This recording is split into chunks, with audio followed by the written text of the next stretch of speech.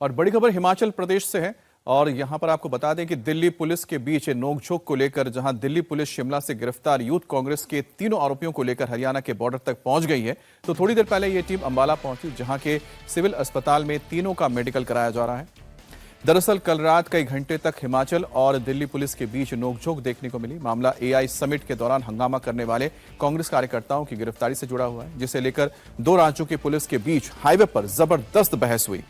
अब मामले में दिल्ली पुलिस के 15 जवानों को हिरासत में भी ले लिया गया, लेकिन देर रात ही कोर्ट ने तीनों कांग्रेसी कार्यकर्ताओं को ट्रांजिट रिमांड पर भेज दिया है और पुलिस तीनों आरोपियों को लेकर दिल्ली रवाना हो गई है। आपको बता दें कि कल सुबह दिल्ली पुलिस की टीम शिमला के रोहड़ू पहुंची थी, जहां एक रिजॉर्ट में कांग्रेस के कार्यकर्ता रुके हुए थे। वहीं से दिल्ली पुलिस ने तीनों को गिरफ्तार किया, लेकिन इसकी खबर जैसे ही हिमाचल पुलिस को लगी तो शिमला पुलिस ने 3 अलग अलग जगह पर नाकेबंदी करके दिल्ली पुलिस को रोक लिया और आरोपियों को अपने कब्जे में ले लिया। इसके बाद शाम को 5 बजे शिमला कोर्ट ने दिल्ली पुलिस को आरोपियों को ले जाने की इजाजत दी और फिर जैसे ही दिल्ली पुलिस आरोपियों को लेकर शिमला से निकली तो सोलन के धर्मपुर में उन्हें फिर से रोक लिया गया। बीच हाईवे पर जमकर बहस हुई, पुलिस वालों को हिरासत में ले लिया गया और बाद में कोर्ट ने फिर आरोपियों को ट्रांजिट रिमांड पर भेज दिया। तो ये तस्वीरें देख रहे हैं कि किस तरह से दिल्ली पुलिस की टीम पहुंची थी हिमाचल प्रदेश में, जहां पर एआई समिट में यूथ कांग्रेस के कार्यकर्ता जिन्होंने शर्टलेस होकर हंगामा किया था, उनकी धरपकड़ के लिए पुलिस दबिश दे रही थी। इस दौरान उनको पता लगा कि हिमाचल प्रदेश में कुछ आरोपी छुपे हुए हैं। जब लेकर इन्हें आ रही थी दिल्ली पुलिस तो उन्हें शिमला की पुलिस और हिमाचल प्रदेश की पुलिस ने रोका और उस दौरान किस तरह से दोनों ही तरफ की पुलिस वालों में बहस हुई आपको सुनाते हैं।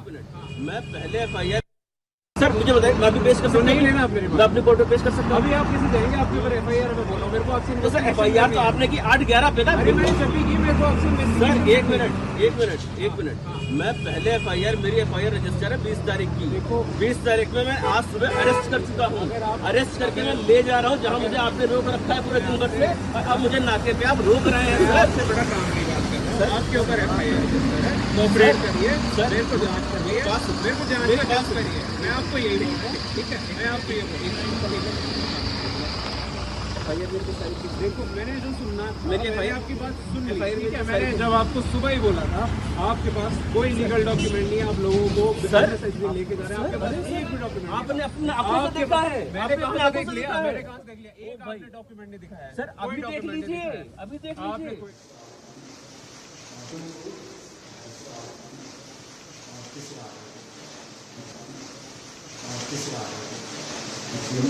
जिन्हें रिफन अस्पताल में लाया गया था और तीनों का जो है वो मेडिकल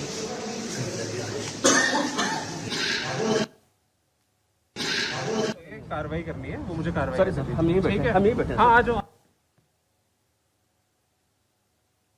सर, मुझे बताइए, मैं भी पेश कर सकता हूं? नहीं लेना आपने, मैं अपनी कोर्ट में पेश कर सकता हूं? अभी आप किसी देंगे आपके ऊपर एफआईआर में बोलो मेरे को आपसे। तो सर एफआईआर तो आपने की 8/11 पे था। मैंने जब भी की मेरे को आपसे सर एक मिनट मैं पहले एफआईआर, मेरी एफआईआर रजिस्टर है 20 तारीख की। देखो 20 तारीख में मैं आज। और इस पूरी खबर पर मेरे साथ मेरे 3 सहयोगी भी जुड़ गए। अंबाला से पुनीत परिंजा है, कुमार सोनू है और हमारे साथ अतुल भाटिया भी दिल्ली से जुड़ गए। सबसे पहले पुनीत, अब आपका रुख करना चाहते हैं, फिलहाल दिल्ली पुलिस की टीम कहां तक पहुंची है, इसका अपडेट दीजिए। और दूसरी बात है, जो हम वीडियो दिखा रहे हैं इसमें बड़ा कंफ्यूजन है कि आखिरकार एक पुलिस दूसरे पुलिस वाले को गिरफ्तार कर रही है, एफआईआर कर रही है, जबकि आरोपियों को ले जाने का हक दिल्ली पुलिस के पास है।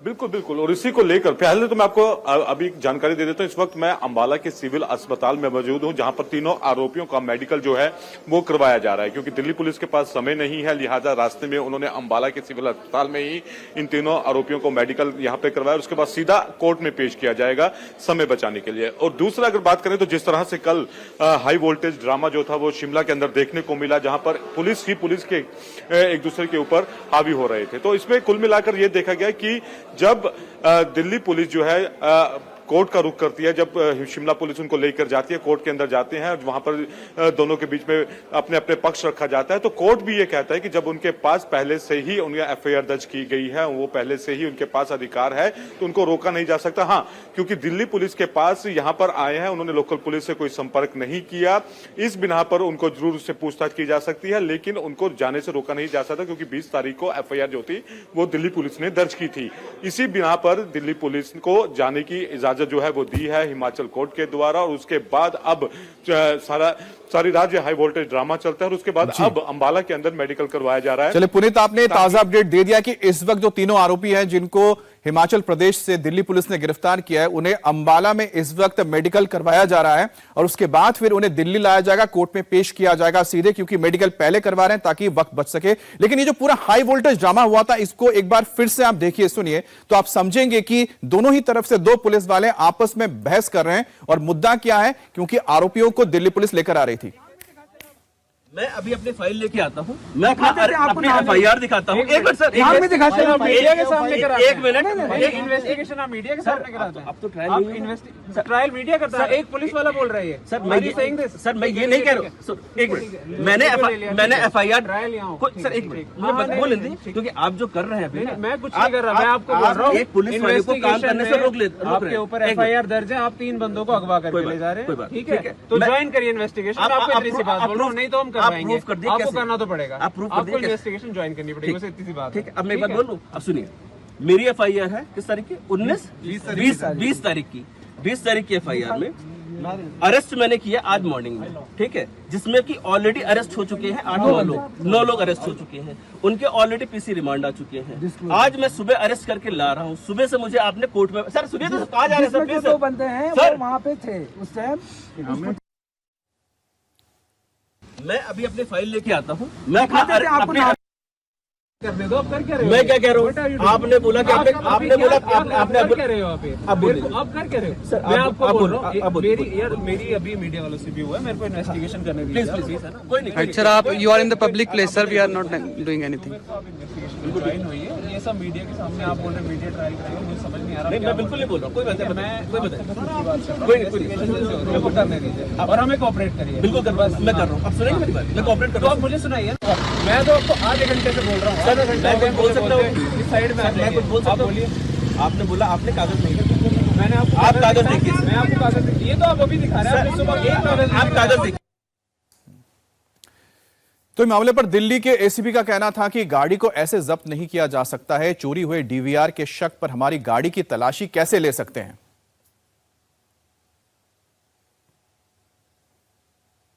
सर, आप यू आर इन द बोला कि सीजर नंबर दे दीजिए अगर आपने वेहिकल सीज किया तो, that's it।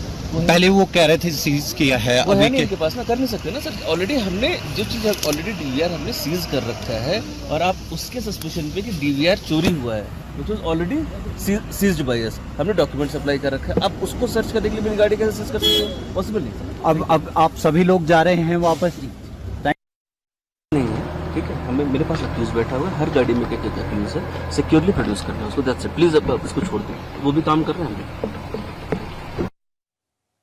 तो यहां पर आप सुन रहे थे कि बताया जा रहा था किस तरह से इस पूरे मामले पर बहसबाजी शुरू हुई। अब दिल्ली में AI समिट को लेकर लगातार जो हंगामा हो रहा है, उसमें बीजेपी ने एक बार फिर से राहुल गांधी को घेर लिया है। बीजेपी ने राहुल गांधी की तुलना 2020 दंगे के आरोपी ओमर खालिद से की है और दिल्ली बीजेपी ऑफिस के बाहर एक पोस्टर लगाया है। यह होर्डिंग बीजेपी प्रवक्ता RP सिंह ने लगाए हैं, जिसकी हेडलाइन क्या है?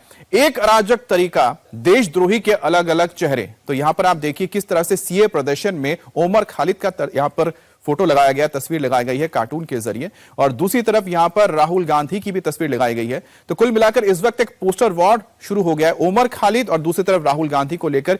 किस तरह से AI समिट में शर्टलेस होकर जो प्रदर्शन किया गया था, उसके बाद लगातार बीजेपी और कांग्रेस के बीच ये राजनीतिक खींचतान चल रही है।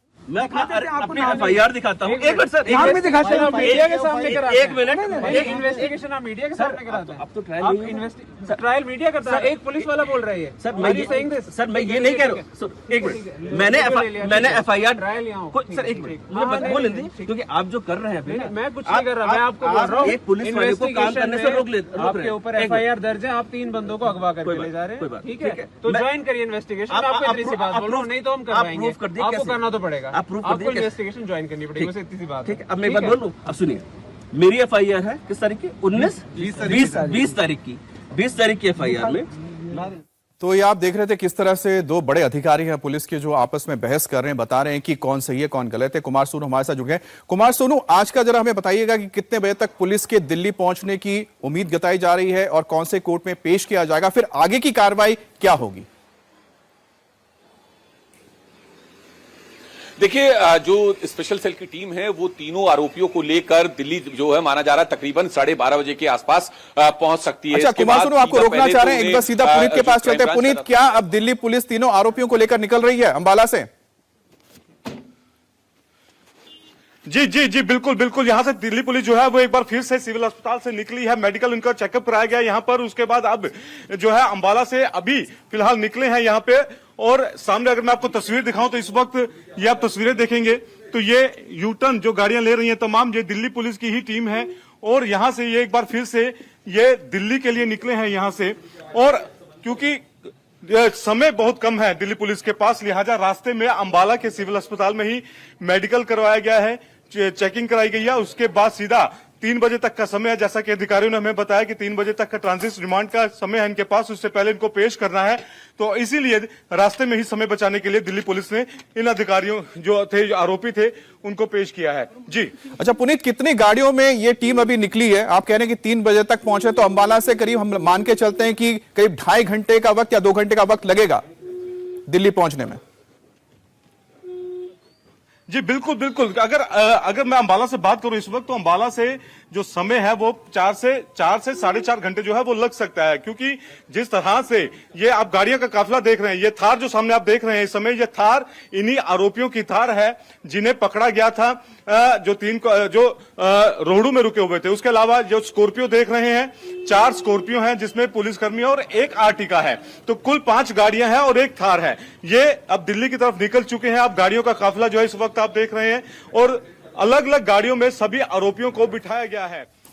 एक गाड़ी में सभी आरोपी नहीं है, अलग अलग गाड़ियों में आरोपियों को बिठाया गया है और दिल्ली पुलिस की टीम अब इन्हें लेकर यहां से निकल चुकी है। जी अच्छा, इसमें बताइएगा कि जो गाड़ियां आप बता रहे हैं कि गाड़ियां जो हम देख रहे हैं यहां पर, जो थार यहां पर बरामद की गई है वो कहां की गाड़ी है, मतलब रजिस्ट्रेशन कहां का है इसका, जो आरोपी क्या बता रहे हैं?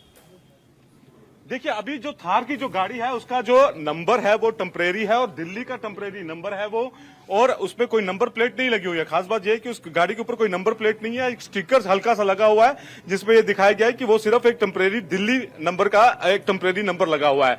बहरहाल अलग अलग गाड़ियों के अंदर तीनों आरोपियों को रखा गया है। एक आरोपी ये थार जो देख रहे हैं जिसका हम जिक्र कर रहे थे, तो मैं अपने कैमरा पर्सन कुमार विक्की से कहूंगा कि एक बार जो नंबर प्लेट है उस पर अगर आप वो फोकस करें तो आप देख सकते हैं कि नंबर नहीं है, एक हल्की सी व्हाइट कलर की स्लिप आपको नजर आएगी जिसके ऊपर DL लिखा हुआ। तो इससे यह साबित होता है कि दिल्ली की ये गाड़ी जो है वो यहां से निकाली गई है और बाकी कोई नंबर प्लेट इस गाड़ी पे नहीं है। एक आरोपी इस थार गाड़ी के अंदर है और बाकी के 2 आरोपी अलग अलग पुलिसकर्मियों के साथ बैठे हुए हैं, और ये वही थार गाड़ी है जिसमें आरोपी जो थे वो शिमला पहुंचे थे, वहां पर रुके हुए थे। कल सुबह बुधवार को अर्ली मॉर्निंग दिल्ली पुलिस वहां पर दबिश देती है और उसके बाद इन आरोपियों को वहां से गिरफ्तार किया जाता है। और उसके बाद जो भी ड्रामेबाजी होती है वो सबने देखी वहां पर कि किस तरह से हिमाचल पुलिस जो थी उन्होंने ना सिर्फ 3 जगह पे नाके लगाए हुए थे। पहला जो नाका था वो ISBT शिमला में लगाया गया था जहां पर एक गाड़ी को रोका जाता है, और उसके बाद दूसरा जो नाका था वो शोगी में था, और तीसरा जो नाका था वो धर्मपुर में था। उसके बाद अपने तीनों आरोपियों को वहां से दिल्ली पुलिस के चंगुल से छुड़ाने के बाद रिपन अस्पताल है वहां पर लेकर जाते हैं, वहां पर इनका मेडिकल करवाया जाता है, कोर्ट में पेश होते हैं, कोर्ट में इजाजत दे दी जाती है, लंबी बहस चलती है, देर रात दोबारा रोक लिया जाता है। तो ये तमाम जो नौटंकी है ये सारी कल जो दोपहर से शुरू हुई और देर रात तक चलती रही। आज सुबह फिलहाल अभी आप देख सकते हैं कि अब आरोपियों को लेकर अंबाला से दिल्ली पुलिस जो है अब निकली है और इनकी कोशिश यही है कि जल्द से जल्द दिल्ली में अदालत में इनको पेश किया जाए। अच्छा पुनीत, ये जो DVR की बार बार बात चल रही है कि DVR चेक करना है, जिस DVR को लेकर गई थी दिल्ली पुलिस, जो हिमाचल पुलिस आरोप लगा रही है, ये कौन सा DVR है, क्या है इस DVR में, किस तरह की क्या कोई सबूत है, क्या ये DVR उस केस से जुड़ा हुआ है जिस केस को लेकर गिरफ्तारियां हुई हैं? जी बिल्कुल, ये डीवीआर जो है ये उस रिजॉर्ट का है जहां पर ये तीनों आरोपी रुके हुए थे और पुलिस सबूत के तौर पर इस डीवीआर को अपने साथ लेके गई है कि कब से ये आरोपी यहां पर ठहरे हुए थे, कितने दिन यहां पर हो गए, कौन कौन मिलने आ रहा था, ये तमाम जो उस डीवीआर के अंदर कैद है। और इसी डीवीआर को हासिल करने के लिए हिमाचल पुलिस जो है वो लगातार दबाव बना रही थी। बहरहाल लेकिन वो डीवीआर हासिल तो कर नहीं पाई है क्योंकि दिल्ली पुलिस का यह कहना था कि इसके अंदर तमाम सबूत हैं, इनको साक्ष्य के तौर पर कोर्ट में पेश किया जाएगा कि ये कब से रुके हुए थे, कौन कौन इनसे मिलने आ रहा था, क्या वजह थी कि इनको इतनी दूर, क्योंकि ये हिमाचल के रहने वाले नहीं है, ये मध्य प्रदेश और उत्तर प्रदेश के रहने वाले हैं। और क्यों ये वहां पर गए, क्योंकि वहां पर कांग्रेस की सरकार थी, इसलिए उनको वहां पर शरण दी गई। और कल जिस तरह से हमने देखा कि हिमाचल पुलिस जो थी वो इनको बचाने की कोशिश कर रही थी लगातार, उससे ये स्पष्ट हो गया कि वाकई में एक सोची समझी साजिश के तहत ही इनको हिमाचल शिफ्ट किया गया था, जहां पर जिस जगह पर कांग्रेस सरकार थी, एआई समिट में जिन लोगों ने बवाल किया उनको छुपाने के लिए ऐसी जगह पर छुपाया गया जहां पर हिमाचल कांग्रेस की सरकार है। तो ये आप तस्वीरें इस वक्त आप देख रहे हैं कि ये जो जीटी रोड है उस पर दिल्ली पुलिस का काफिला जो है वो चल चुका है और अब यहां से दिल्ली पुलिस जो है दिल्ली के लिए रवाना हो चुकी है, शहर से बाहर निकल आए हैं हम इस वक्त। तो डीवीआर की अगर हम बात करें यहां पर, तो डीवीआर के अंदर इसी वजह से दिल्ली पुलिस ने उसको अपने कब्जे में लिया है। और क्यों कि उसमें तमाम ऐसे सबूत हैं कि कौन कौन इनसे मिलने आ रहा था और ये कब से यहां पर रह रहे थे। इस डीवीआर को कोर्ट में एक साक्ष्य के तौर पर पेश किया जाएगा। पुनीत, ये तमाम सबूत है, उन्हीं सबूतों को कोर्ट में पेश करना चाहती है पुलिस, लेकिन ये जो पूरा हाई वोल्टेज ड्रामा हुआ, इसी बीच शिमला पुलिस ने इस विवाद को लेकर एक प्रेस नोट जारी किया जिसमें कहा गया कि आज सुबह शिमला पुलिस को यह सूचना प्राप्त हुई थी कि करीब 15-20 अज्ञात लोग सादे कपड़ों में गाड़ी में सवार होकर आए और वे चिरगांव के मांडली के एक रिजॉर्ट में ठहरे। 3 लोगों को जबरन उठाकर ले गए। उन गेस्ट की एक गाड़ी थार को भी वो अपने साथ ले गए। इसके अतिरिक्त शिकायतकर्ता के चांशल रिजॉर्ट में लगे सीसीटीवी कैमरों का डीवीआर भी बिना फर्द या रसीद दिए अपने साथ वो लेकर चले गए। और इस मामले में शिमला पुलिस द्वारा थाना चिरगांव में मुकदमा दर्ज करके कानून के मुताबिक कार्रवाई की जा रही है। और हमारे साथ अतुल भाटिया जुड़ गए हैं।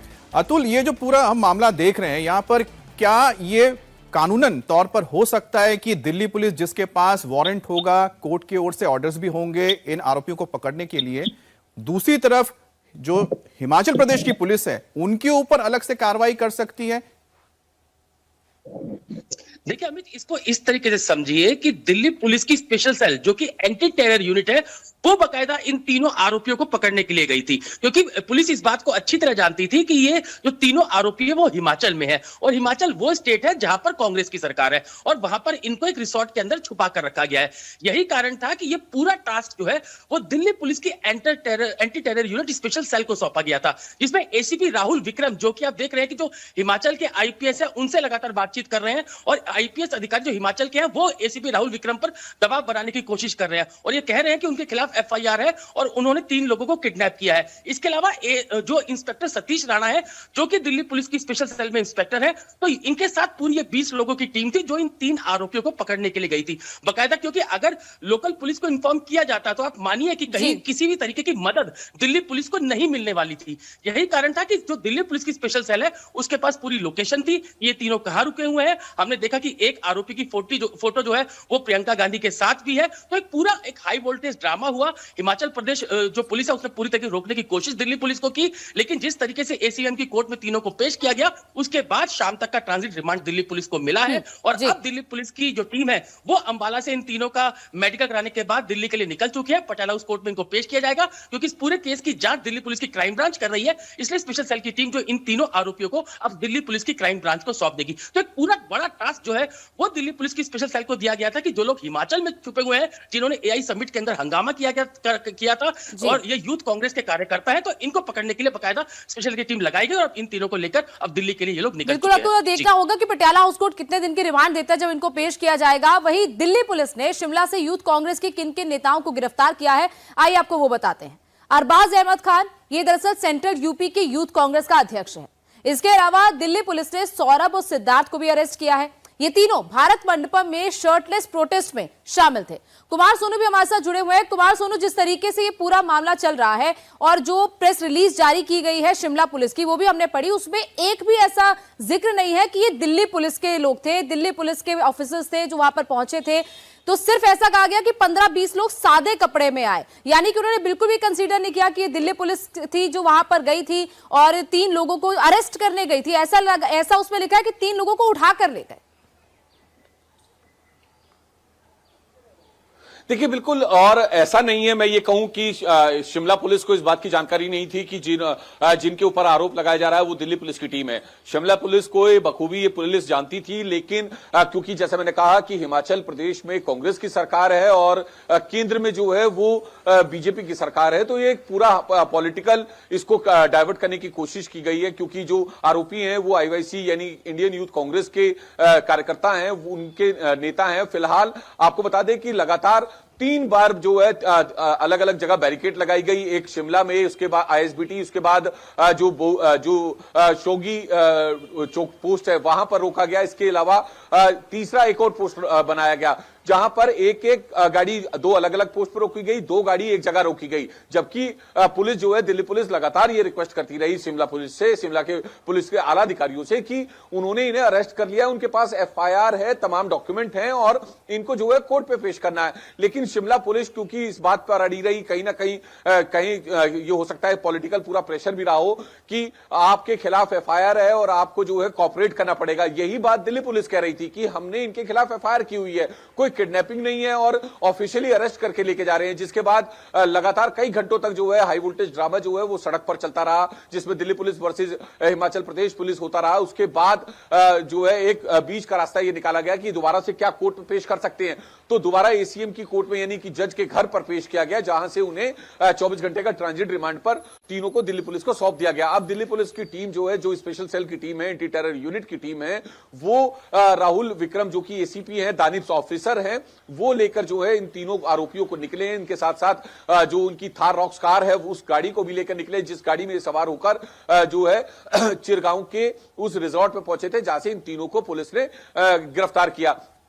फिलहाल अभी जो गाड़ी है वो अंबाला को क्रॉस कर रही है, तो माना जा रहा है तकरीबन 12 साढ़े 12 बजे तक जो है इन्हें दिल्ली लेकर जो है स्पेशल सेल की टीम पहुंच जाएगी और तकरीबन 1 बजे के आसपास उम्मीद की जा रही है कि क्राइम ब्रांच केस को सुपर्द करके स्पेशल सेल और क्राइम ब्रांच जो है इन तीनों आरोपियों को दिल्ली की पटियाला हाउस कोर्ट में जो है आज पेश करेगी, जहां से तीनों आरोपियों की रिमांड जो है पुलिस मांग सकती है। क्योंकि पुलिस लगातार ये कहती रही है कि जो एआई समिट में भारत मंडपम में जो पूरा प्रदर्शन हुआ, जो पूरा विरोध प्रदर्शन हुआ, टी शर्ट पहनकर, एक आपने जो अपडेट दिया जरा दर्शकों को हम बता देते हैं, बहुत अहम है, क्योंकि जो इस वक्त एक खबर देख रहे हो जानना चाहेंगे कि आखिरकार कितने बजे तक ये आरोपी दिल्ली पहुंचेंगे। आपका कहना है करीब 12:30 बजे तक दिल्ली पहुंच जाएंगे, 1 बजे तक कोर्ट में पेश किया जाएगा, उसके बाद यहां पर आगे की कार्रवाई होगी। आज शाम तक आरोपियों को दिल्ली के कोर्ट में पेश किया जाना है, लेकिन जैसा कि कुमार सोनू बता रहे हैं उससे पहले यहां पर वो पहुंच चुके होंगे।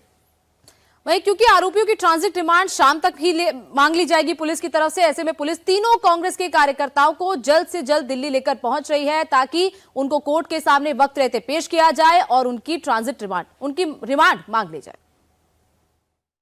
यहाँ पर लालूड़ के पास पहुंची है, ये तस्वीरें इस वक्त आप देख रहे हैं, जिसमें तीनों आरोपियों को गिरफ्तार करके जो दिल्ली पुलिस की टीम है अब हिमाचल से निकली है और इन्हें आज कोर्ट में पेश किया जाएगा। ये तस्वीरें इस वक्त आप देख रहे हैं कि तीनों जो आरोपी थे उनको गिरफ्तार किया गया और उसके बाद इनको यहाँ पर ट्रांजिट रिमांड पर जो है आज पेश करना है। तो ये तस्वीरें इस वक्त आप देख रहे हैं कि कहाँ पे कल काफी हंगामा जो था वो देखने को मिला हिमाचल के अंदर, खास करके कि जहां पर काफी ज्यादा हंगामा जो था वो लगातार हो रहा था।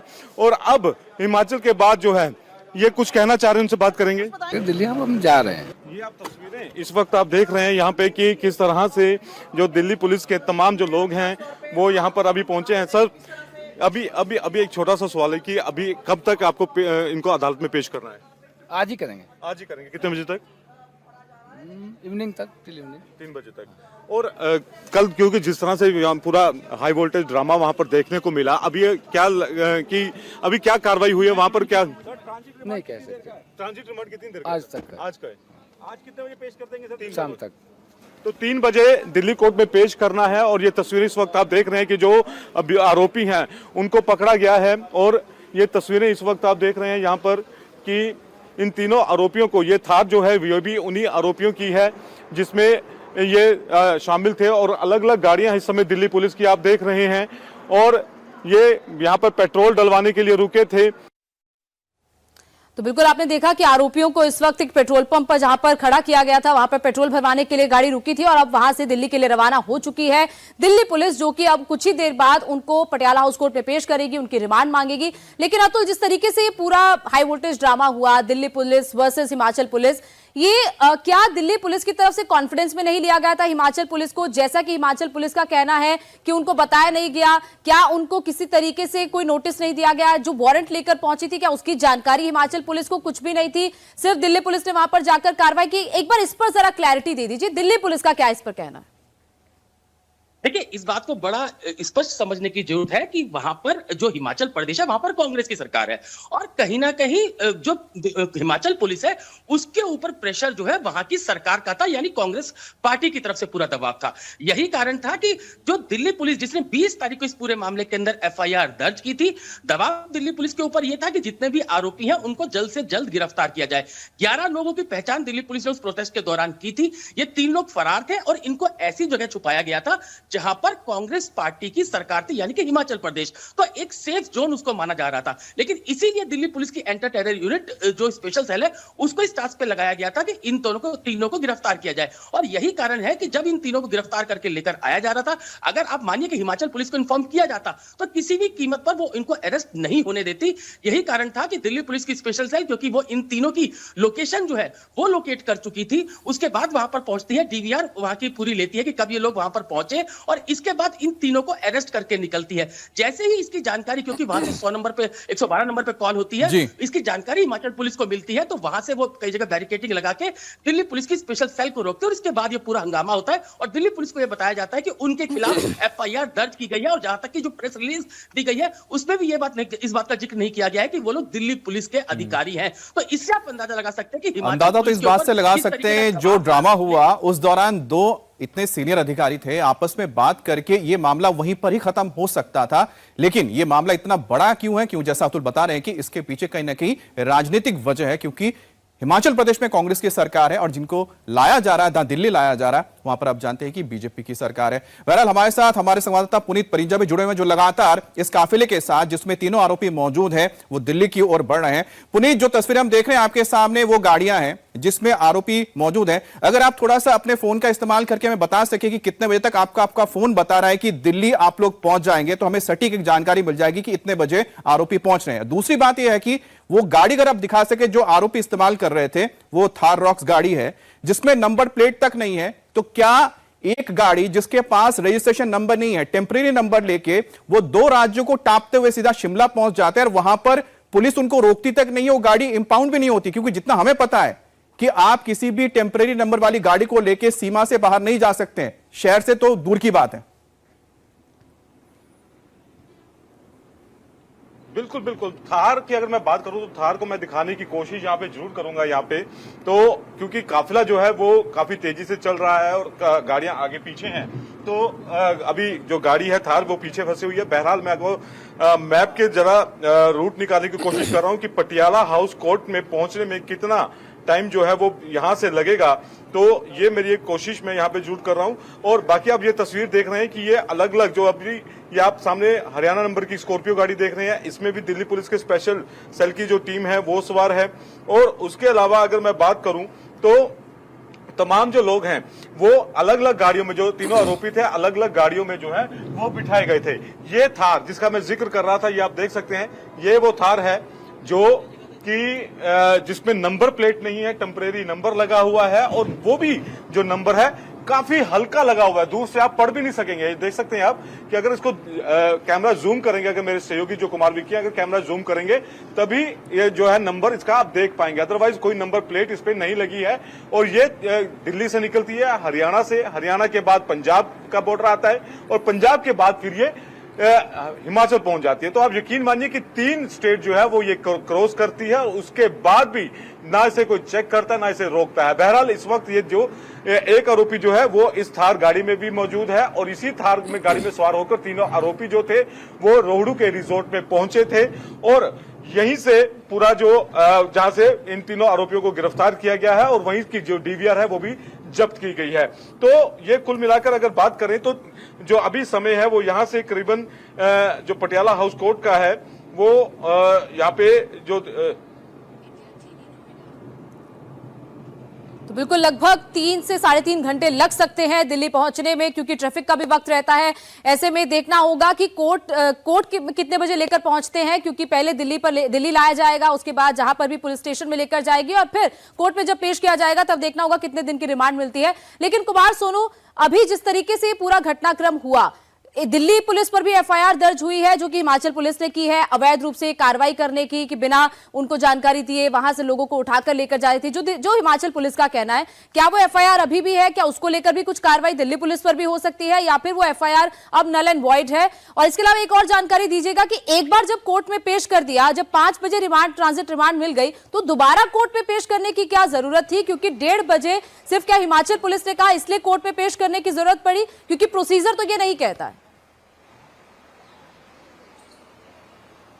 देखिए, पहली बार जब कोर्ट में पेश किया गया था तो कोर्ट की तरफ से अनुमति दी गई थी दिल्ली ले जाने की, कि आप जो है इन्हें ले जाएं और कोर्ट में वहां पर पेश करें। लेकिन बाद में क्योंकि jab एफआईआर को लेकर शिमला पुलिस ने पूरा दिल्ली पुलिस के काफिले को रोका, कंटिजेंट को रोका, उसके बाद जो है लगातार पुलिस और हिमाचल पुलिस और दिल्ली पुलिस के अधिकारियों के बीच में बहस हुई, जिसके बाद जो है एक बार फिर एसीएम कोर्ट यानी कि जो जज हैं उनके घर पर दिल्ली पुलिस की टीम जो है तीनों आरोपियों को लेकर पहुंची और जो है ट्रांजिट रिमांड लिया गया। अब रही बात एफआईआर की, जो एफआईआर की बात जो शिमला पुलिस के आईपीएस अधिकारी कर रहे हैं, जो एसपी रैंक के अधिकारी हैं, वो कर रहे हैं कि आपके खिलाफ एफआईआर दर्ज है और आप कॉपरेट कीजिए, आप 3 लोगों को अगवा करके लेके जा रहे हैं। तो जाहिर सी बात है, अब जब कोर्ट ने दिल्ली पुलिस को आधिकारिक तौर पर ले जाने के लिए तीनों आरोपियों को की परमिशन दे दी है, तो मुझे नहीं लगता कि अब उस एफआईआर का कोई औचित्य बना या कोई बेस उसका रह जाता है। वो नल एंड वॉइड ही होगी, क्योंकि उस पर कोई कार्रवाई हो नहीं सकती, क्योंकि जब इन्वेस्टिगेशन होगी तो जाहिर सी बात है जो उस केस में जो एफआईआर का जो भी आईओ होगा, उस केस का आईओ होगा, तो उसको ये जानकारी होगी कि दिल्ली पुलिस की टीम थी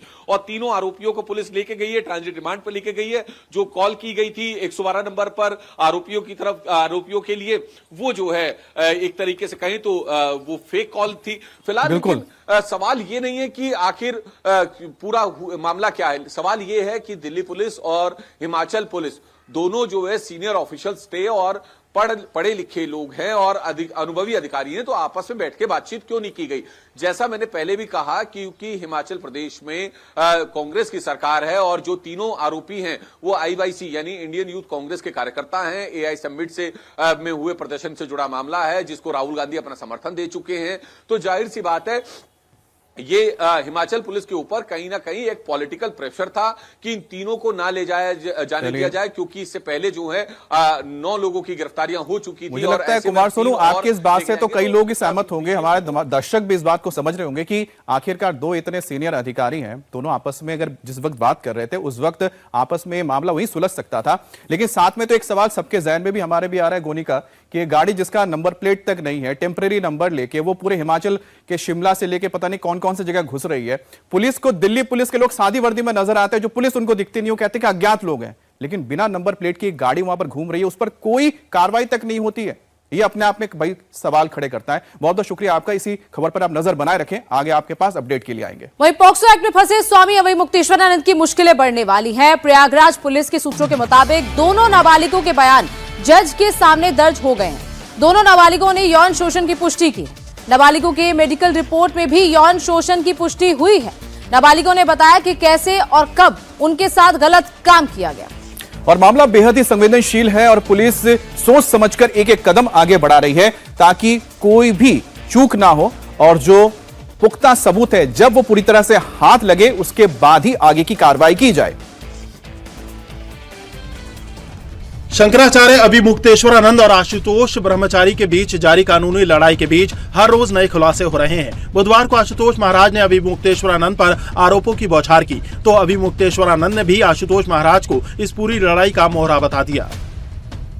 जो जो इन्होंने किया है, जो जो अभियुक्त के नाम आए हैं, उसमें प्रकाश उपाध्याय हैं, जो बाढ़ पीड़ित इलाकों से नाबालिग भटुओं को लेके आते हैं, खरीद के लाते हैं आश्रमों में रखने शिक्षा के नाम पर। फिर उनके साथ जो वीआईपी आते हैं उनको कुकर्म के लिए पेश करते हैं, रात में परोसने काम करते हैं। अरविंद मिश्रा वह भी भटुओं को सहयोग करता है अंदर अभिमुक्तेश्वर के कमरे तक ले जाने के लिए, और बाद में वह भी कुकर्म भटुओं के साथ करता है।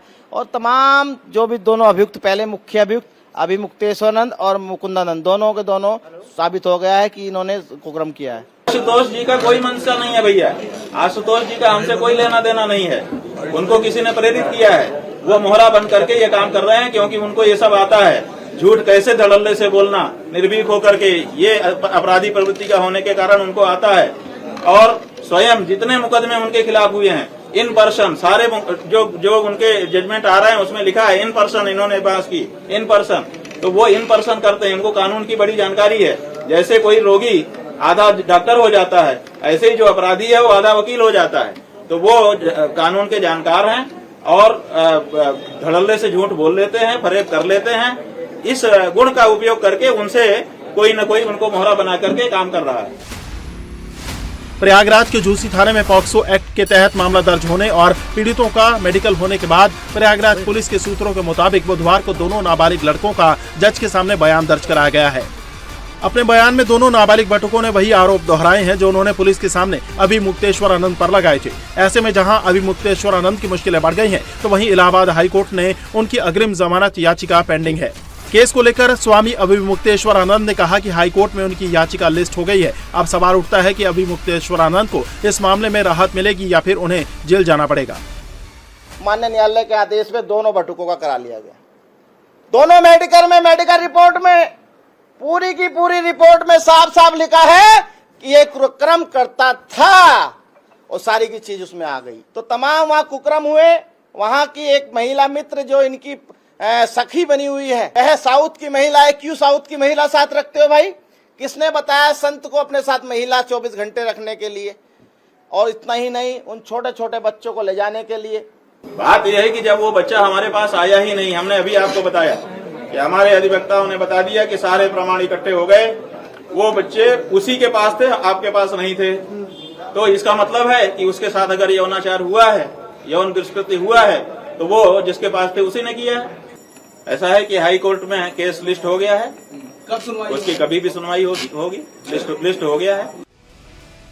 आशुतोष ब्रह्मचारी ने अभिमुक्तेश्वरानंद पर अपने आश्रम में महिला मित्र रखने का आरोप लगाया था, जिसको लेकर लेखिका भूमिका द्विवेदी ने कहा कि वो कभी अभिमुक्तेश्वरानंद से नहीं मिली और ना ही वो उसे जानते हैं। हालांकि भूमिका ने ये जरूर माना कि वो अभिमुक्तेश्वरानंद के आश्रम में गई थी।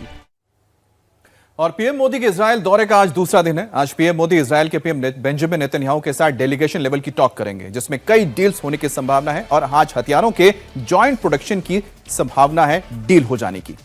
तो आज इजराइल के राष्ट्रपति से भी पीएम मोदी की मुलाकात होगी और इससे पहले यात्रा के पहले दिन पीएम मोदी ने इजरायली संसद नेसेट को संबोधित किया। इस दौरान उन्हें संसद का सर्वोच्च सम्मान speaker of the Knesset medal दिया गया। नेसेट को संबोधित करते हुए पीएम मोदी ने इजराइल पर हमास के हमले की निंदा की, तो आतंकवाद को लेकर भारत की जीरो टॉलरेंस पॉलिसी का भी जिक्र किया। और पीएम के भाषण के दौरान कई बार सांसदों ने स्टैंडिंग ओवेशन भी दिया। यहां तक कि जब प्रधानमंत्री मोदी ने अपना भाषण खत्म किया, उसके बाद मोदी मोदी के नारे इजराइल की संसद के अंदर लगे। कुछ सुनिए।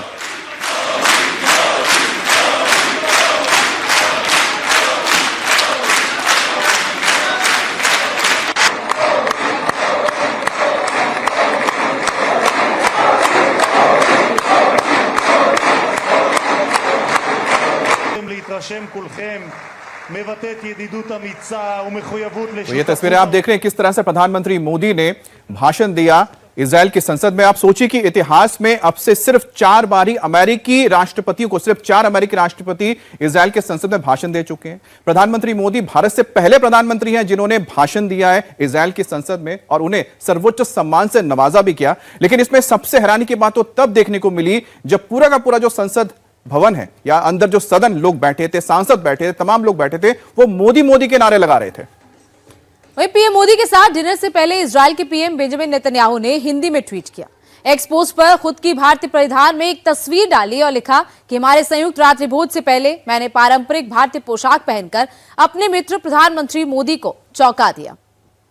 तो बेंजामिन नेतन्याहू खुद भारतीय रंग में रंग गए। उन्होंने भी किस तरीके से एक शर्ट वास्केट के साथ ये पूरा भारतीय परिधान पहना और उन्होंने प्रधानमंत्री नरेंद्र मोदी को सरप्राइज किया ये भारतीय परिधान में।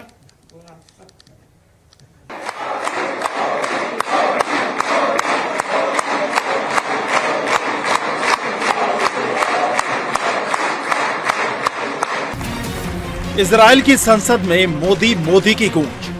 भारत के प्रधानमंत्री को इजराइल की संसद का सबसे बड़ा सम्मान और पीएम मोदी के सम्मान में तालियों की गड़गड़ाहट की ये तस्वीरें।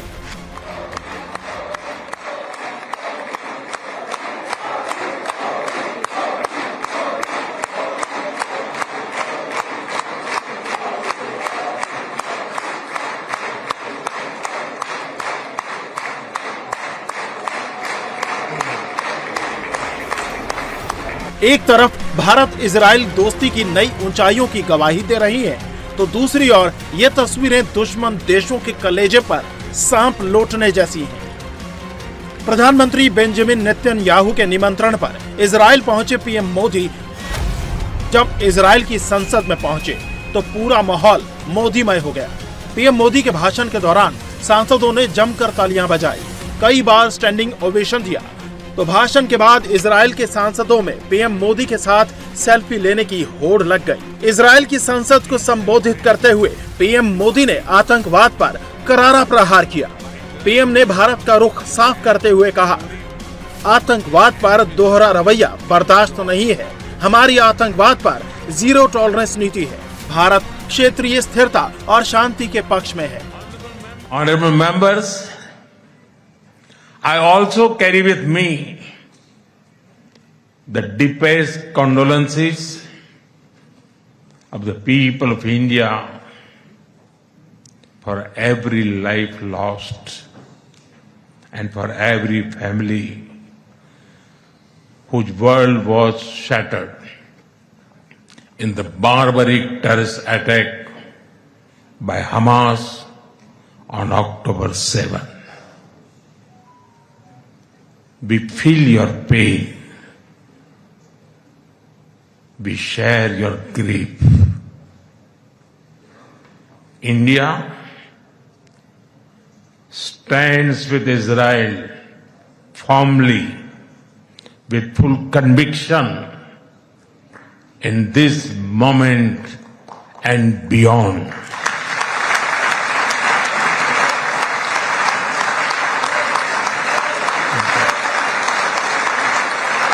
No cause can justify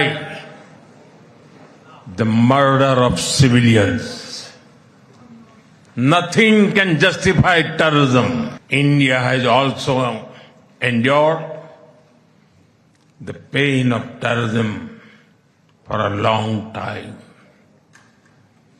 We remember the 26/11 Mumbai attacks and the innocent lives lost, including Israeli citizens. Like you, we have consistent and uncompromising policy of zero tolerance for terrorism with no double standards. Terrorism aims to destabilize societies, to block development, and to erode trust. Countering terrorism requires sustained and coordinated global action because terror anywhere threatens peace everywhere. That is why India supports all efforts that contribute to durable peace and regional stability.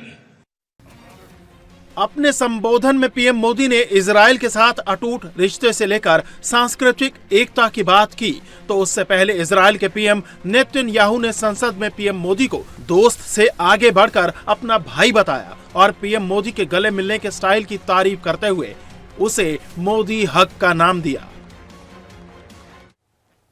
PM Modi की diplomacy का असर world leadership पर हो रहा है, तो वहीं social media में भी मोदी मैजिक बरकरार है।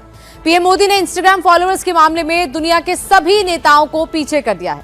इंस्टाग्राम के डेटा के मुताबिक पीएम मोदी इंस्टाग्राम पर 100 मिलियन फॉलोअर्स का आंकड़ा पार करने वाले दुनिया के पहले ग्लोबल लीडर बन गए हैं और उनके आसपास दुनिया का कोई भी नेता नहीं है। पीएम मोदी के इंस्टाग्राम फॉलोअर्स अमेरिकी राष्ट्रपति डोनाल्ड ट्रंप से 2 गुने हैं। असल में दुनिया के 5 बड़े ग्लोबल लीडर्स के कुल फॉलोअर्स पीएम मोदी के अकेले फॉलोअर्स की गिनती से भी कम है। ये देखिए, हम दिखा रहे हैं आपको, प्रधानमंत्री मोदी के 100 मिलियन फॉलोअर्स हैं, डोनाल्ड ट्रंप के 43 से थोड़ा ज्यादा।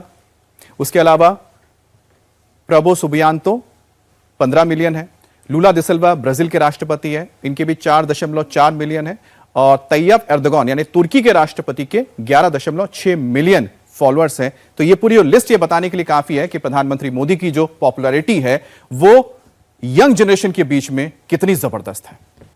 और प्री वेडिंग शूट के वीडियो पर किस राज्य में सियासी विवाद खड़ा हो गया और वरमाला के दौरान किसने मारी दुल्हन को गोली। पार्किंग के मामूली विवाद में कहां फायरिंग हुई, नॉन स्टॉप अंदाज में देखिए सुपर एक्शन से भरपूर खबरें।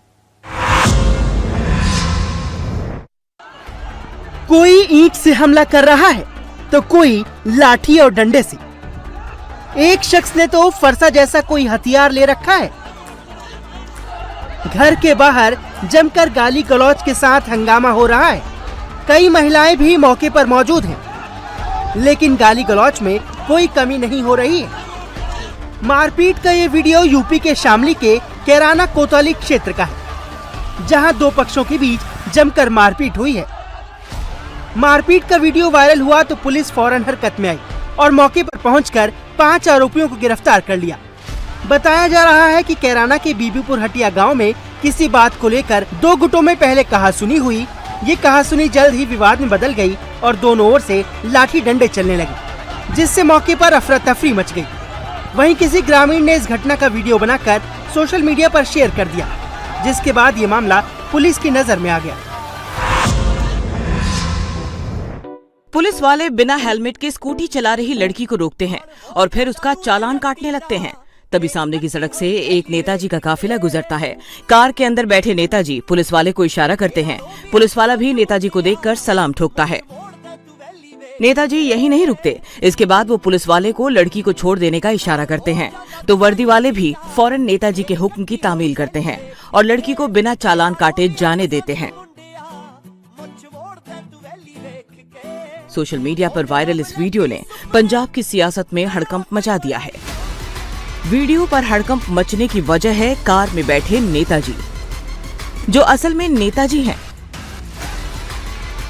और ये पुलिस वाले, ये भी पंजाब पुलिस के असली अफसर हैं। दरअसल ये एक प्री वेडिंग शूट का वीडियो है। इसमें जो नेताजी दिख रहे हैं उनका नाम माणिक मेहता है, जो मार्केट कमेटी के चेयरमैन हैं। सूत्रों के मुताबिक माणिक मेहता सीएम भगवंत मान के करीबी बताए जाते हैं। प्री वेडिंग शूट में न सिर्फ नेताजी के रसूख को दिखाया गया है, बल्कि गन कल्चर को भी खुल्लम खुल्ला दिखाया गया। नेताजी अलग अलग तरह के मॉडर्न वेपन के साथ बाउंसर्स, बॉडीगार्ड के साथ दिख रहे हैं और बैकग्राउंड में पंजाबी गाना बज रहा है।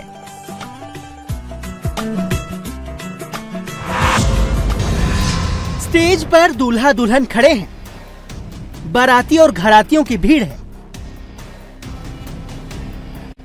बैकग्राउंड में डीजे भी फुल साउंड में बज रहा था। दुल्हन की बहन और सहेलियां मांगलिक रस्में निभा रही हैं। दूल्हे को चंदन टीका लगाया जा रहा था, आरती उतारी जा रही थी कि तभी कुछ ऐसा हुआ कि शादी समारोह में हड़कंप मच गया।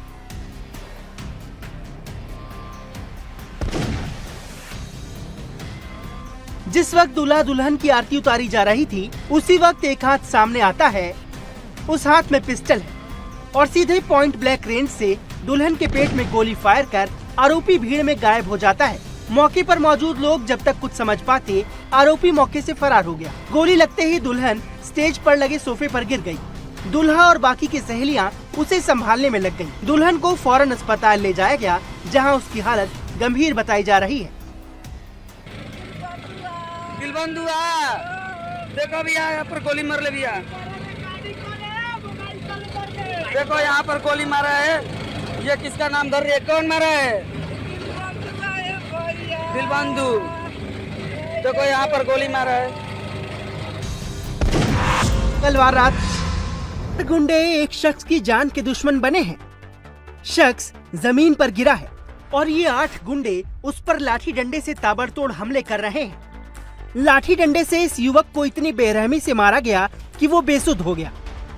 इतने से भी इन गुंडों का मन नहीं भरा तो बेसुध पड़े युवक पर बड़े बड़े पत्थर के टुकड़ों से मारने लगे।